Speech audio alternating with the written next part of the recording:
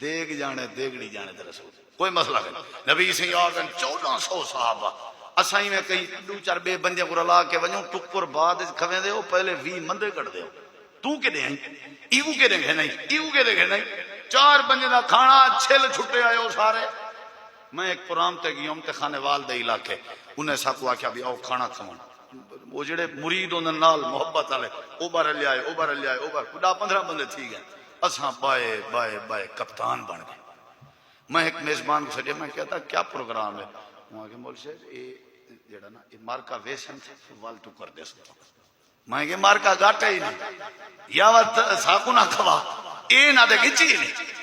نبی کریم علیہ السلام فرمائے جابر او اٹے والا تھال بھی میڈو چاوا تے ہانڈیا او بھی میڈو چاوا.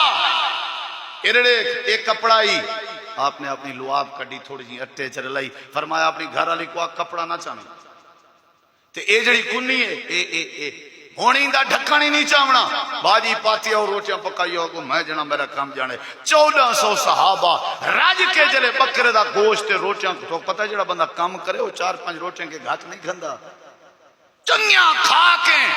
میرے نبی سی باہر بیٹھا نواز ریتی نے جابر کھانا بس کر. حضرت جابر ادھر میں پچھتے واپس کیا اٹے دا کپڑا چاہتا ہوں ایویں لگدا جی میں اٹے وچوں ایک روٹی بھی نہ پکی ہوے.